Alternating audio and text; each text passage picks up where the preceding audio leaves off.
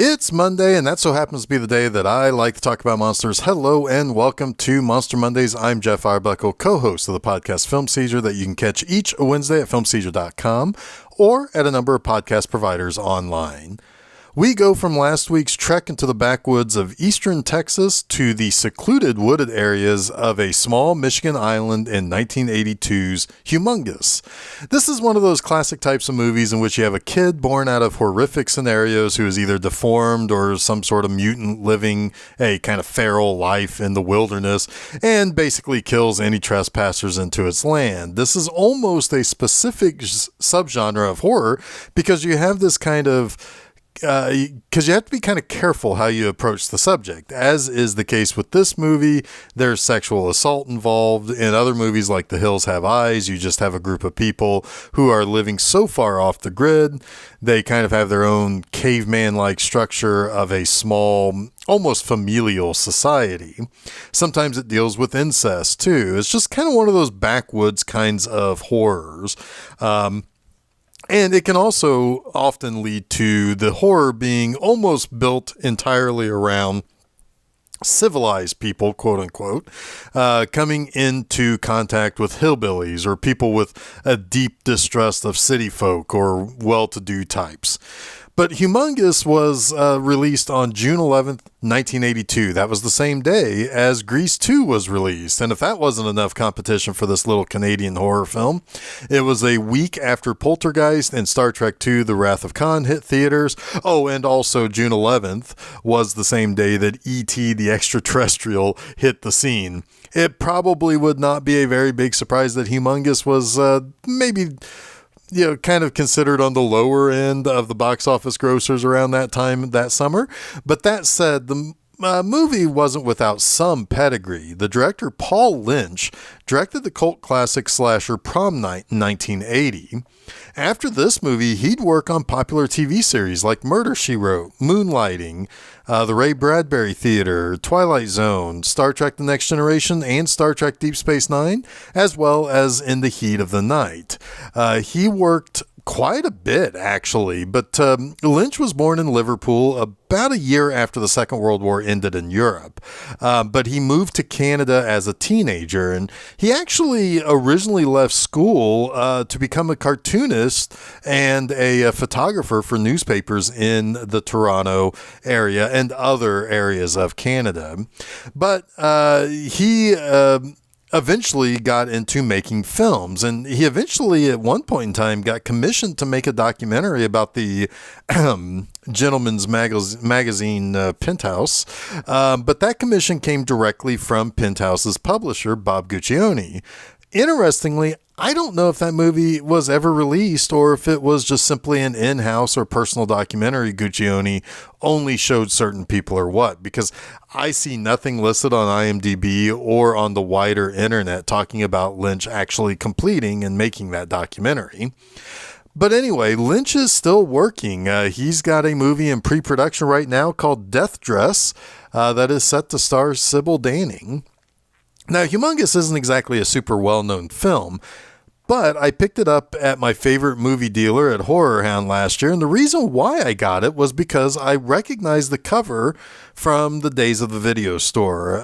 It's this ragged crib that has a mobile positioned above it with bones from a dead person, and there's a scary guy peeking over the end of the crib.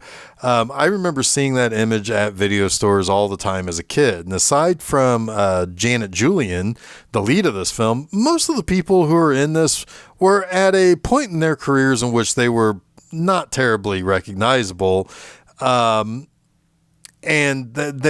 some of these people would never really be all that recognizable. David Wallace appeared on some episodes of Days of Our Lives and General Hospital by the end of the 80s. He also, a year after this, appeared in Mortuary, a sort of cult classic of horror itself. But in the same year as this movie, he did appear in the infamous anti-Dungeons & Dragons television movie called Mazes and Monsters that starred Tom Hanks.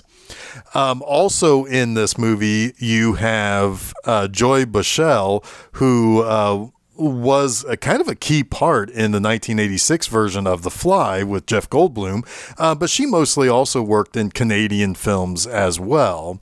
But I mentioned Janet Julian as being perhaps the best known person in this cast because as a teenager, she was cast as Nancy Drew in the 70s Hardy Boys Nancy Drew Mysteries after the original Nancy Drew, Pamela Sue Martin, left the show. Later in her career, she appeared on Battlestar Galactica, BJ and the Bear, Columbo, Knight Rider, and the Swamp Thing series of the early 90s. She left acting around 1995 to become an educator. Now, perhaps the most amount of notoriety Humongous ever received was on a 1982 episode of Siskel and Ebert's Sneak Previews. Now, if you know me, you know I love watching old Siskel and Ebert episodes, and there are hundreds of these old episodes for Siskel and Ebert found on YouTube. But well, in this episode, which also featured the greats of my youth like The Secret of Nim and Tron, Roger Ebert selected Humongous as his Dog of the Week, which usually found the two critics seeking out a small horror, exploitation, or kung fu movie at some slum theater or drive-in to have a bit of fun with. Now, don't worry, that doesn't necessarily worry me about this movie. After all, this is Monster Mondays. I'm still going to find 3 things I like about this movie, even if it does live up to its dog credentials. Interestingly enough, dogs do play a massive part in this movie as well. So you'll hear about that here as we go through it. But the movie opens in 1946 with a Labor Day party at this house that's run by a relatively rich and well-to-do socialite. Ida Parsons, the daughter of the socialite, is assaulted by a drunk guest at the party. And she at first tried to get away from him, but he catches up to her and rapes her. As he attacks her, the dogs at the house where the party is going on, from their pen, they start to go nuts and begin to growl and bark viciously. Eventually, the dogs get loose and attack her attacker, and rightfully so, the dogs mess this guy up but good, including biting into his jugular. She uses a large rock to basically finish him off after she calls the dogs off to stop their attack. 35 years later, we meet the main cast of this movie. There's Eric, Nick, and Carla, who are all siblings. We also have Donna, who is Nick's girlfriend, but she actually has the hots for Eric. That's a little bit of a subplot that goes on that's a little maybe underdeveloped, but whatever. The seeds are there enough to get it. And then there's Sandy. Now, Sandy is Eric's girlfriend, and Sandy is a little bit more upper class, it seems like. She's a model. Both Carla and Donna, who trade barbs with each other, also razz Sandy for being having too many clothes that she keeps packing for this little trip that they're going on. She's kind of rich, and also they give her crap for being the prettiest of the trio. Nick and Eric also seem to have a great deal of issues between them, too. Nick is generally a loose cannon. He plays with a loaded rifle. He even threatens to shoot Eric with it. He plays with fire at one point, and he smokes pot. But he's not someone I would think you'd want around in horror movies because he's like always angry. But the youngsters get on the siblings' parents' boat to basically cruise Lake Michigan and head to a specific island that they are headed towards. But that night, the 5 youngsters come across another boat with a guy named Bert signaling for help, and he explains that he hit rocks near Dog Island and warns Eric to steer clear of the island.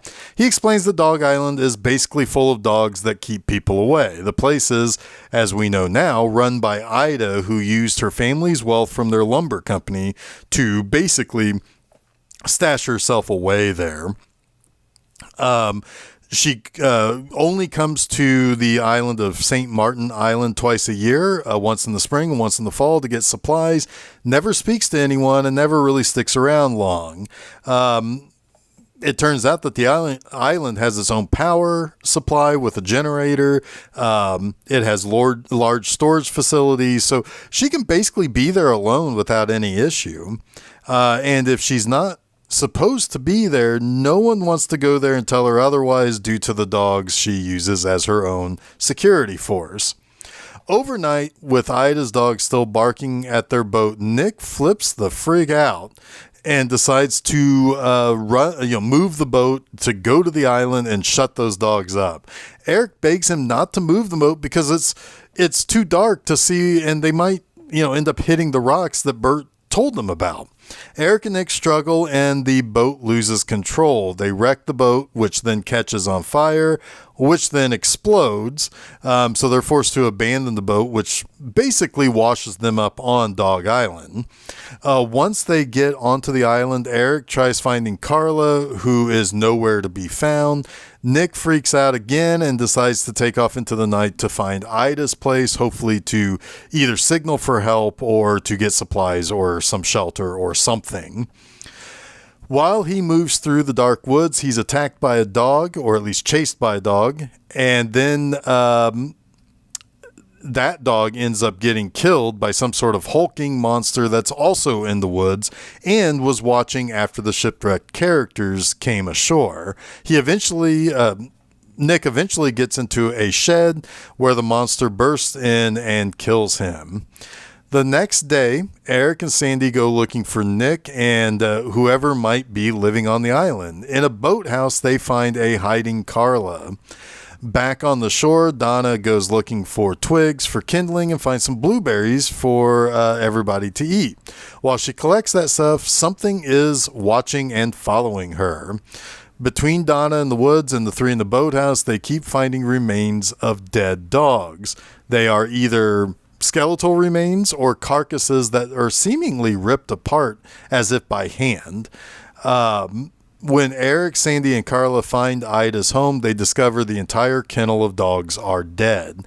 So the big question becomes, where are all the dogs that they kept hearing all night long barking and growling? The thing in the woods follows Donna back to shore, where there it attacks and kills Donna and Bert. Now, at the house in the middle of the island, the remaining survivors find a nursery that seems too well kept for there to ever have been a baby there. Doesn't look like it's been lived in at all. Carla ponders if the baby died, and that's why the old lady was so weird, based on Bert's stories. Sandy discovers the decomposed remains of Ida, and that would kind of seem to explain why all the dogs that they've seen the remains for have died. She was no longer there to care for them, and they must have gone crazy and out of hunger and attacked and killed each other. When the power comes on through the generator, they hear something growling and tossing things around in the basement. When they investigate, they do ultimately find Ida's diary, and they also find Nick and Donna's corpses. Carla freaks out and runs away, and that leads her to finding Bert's decapitated head. So that night, Eric plans to light Ida's home on fire to ultimately kill the thing that killed their friends. Sandy read Ida's diary. She learns that Ida's kid was born with deformities and brain damage and all sorts of health issues. Now, Ida got sick and was planning on having her son die with her. So she had a plan to first trap her son with her, and then for them to somehow both die. But she died too soon from her illnesses, and with her gone, her son ended up killing and eating the dogs for sustenance. He had nothing else. And now the dogs are gone, and Sonny Boy has no other food source. But that night, Eric and Sandy return to Ida's house to light the place on fire. At first, Eric thinks when he's attacked by the beast child, he thinks that he was able to beat it to death using this weapon that he kind of fashioned out of a fairly thick, but still something that he could hold, tree branch. But the creature wakes up, overpowers Eric, and kills him by snapping his back. Sandy kind of outsmarts the creature by scolding him for not being where he is supposed to be, like his mother would if she was still alive and he was wandering through the house in the rooms he wasn't supposed to be in. It was mentioned at one point that Carla thought that Sandy sort of resembled Ida when Ida was younger, and Sandy then, of course, also understood Ida's situation from her diary, so she basically used that to her advantage. That only worked for so long, though, and the creature chases Sandy out of the house. Sandy intends to go to the boathouse, but she runs into Carla, who left where she was on the shore and went to the boathouse trying to find Sandy and Eric. But then the creature basically grabs Carla from behind, grabs her head, and crushes it, killing her. Sandy eventually sets the boathouse on fire, which burns the creature, but he keeps chasing after her, and she eventually kills the creature by impaling him on the post of a wooden sign. But let's talk about the three things I do like about Humongous. First up, I love the credit sequence at the start of this movie. It serves to tell the story of Ida, who was played by Shay Garner in this. It begins with her being a younger girl living on this lakefront property. She's super happy. She's got like her whole life ahead of her. Soon you see a picture of her with a dog that she seems quite close and attached to. It shows her then training multiple dogs. So now it does connect as to why she was so able to easily control the dogs and why they were so upset and angry when she was pursued by the drunk guy into the nearby woods. We see her with her father. Then we see other members of the family and family friends these are probably either cousins or friends or whatever. The drunk guy who attacked her was also in that picture. So now I'm beginning to think that maybe it was an incestual thing between them. But the pictures then start to change. We see her smile fade. The property becomes much more run down as her father and the rest of her loved ones either left or died. She's posted signs to keep people away. She now has a meaner look about her, and she's utterly alone. She also has a significant scar on her face. It's just a great example of how to move through the years of a character's or movie's backstory and very succinctly, without exposition dialogue or anything like that, explain what happened to Ida that led up to the moment at the party and what happened afterwards. Second, and this is kind of a weird one, but stick with me here, I do kind of like how a large portion of this cast has a significant amount of detestability about them. This is one of those types of horror movies that really only gives you characters to root for their ultimate demise. Nick, Eric, and Carla do not even seem like they are truly related or that they love each other at all or even like each other. Carla is the one that should easily be the most liked because she's kind of this kind of frumpy but cute kind of geek girl with big old glasses, yet she's kind of snarky to the point where she comes across as kind of a bitch. Eric does have an air about him that makes it seem like his shit doesn't stink among the trio, but Nick is a complete madman. Like every single thing that happens that could be bad or considered bad to this group happens because of Nick. He's such a loose cannon that you kind of feel like the first step to making the situation better for this group would be for him to die. Even Bert, who should be kind of a sympathetic character, has moments that don't exactly make you fully trust him. He just has a way about him that makes him sort of gruff and unlikable. But Donna is a complete waste of space. She oscillates between trying to give every guy a boner to yelling and bitching out Nick, to wanting Sandy to help her get into modeling after she loses a little bit of weight. Her words, not mine. She looks just fine, but whatever.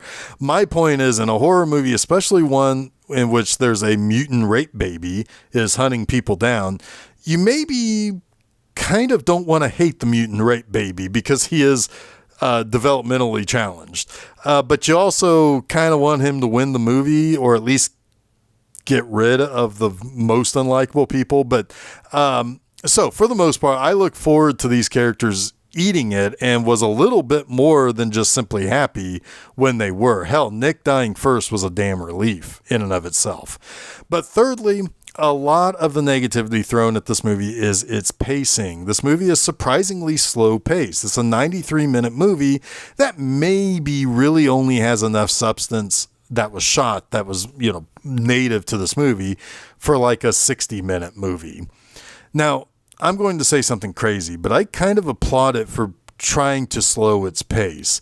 It's a movie that kind of takes itself somewhat seriously. It doesn't go for that much gore.